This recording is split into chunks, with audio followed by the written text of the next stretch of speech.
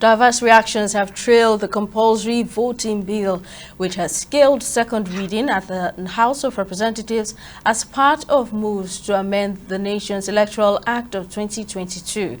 The bill, jointly sponsored by Speaker Tajuddin Abbas and lawmaker representing Plateau State Daniel Asama Ago, seeks to make voting in national and state elections mandatory for all citizens of voting age.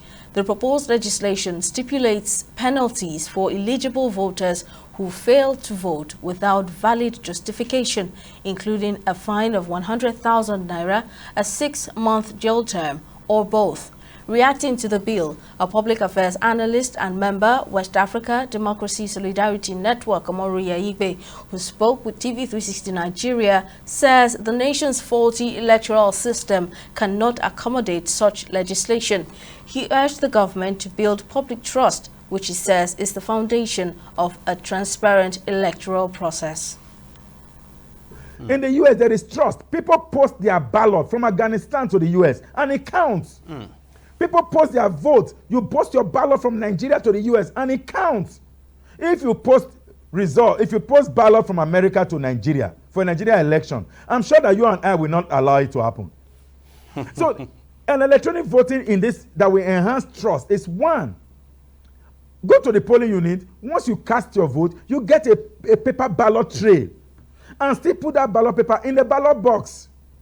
You can only do with internet when you have done with the results the recounting.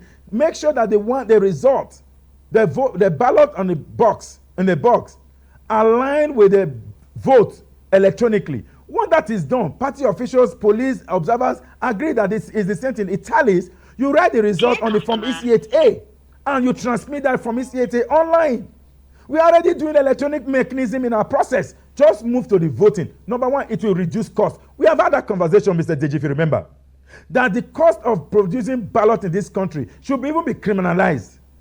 How can Nigeria waste so much money? And that's the essence of maybe making election compulsory. But rather than do that, we can reduce that cost by simply engaging electronic voting, so that we cut cost of printing ballot papers that are not used. But before that, election must be seen to be free and fair. It's a perception thing. A situation in which the president is the sole appointee of INEC leadership does not even create room for trust.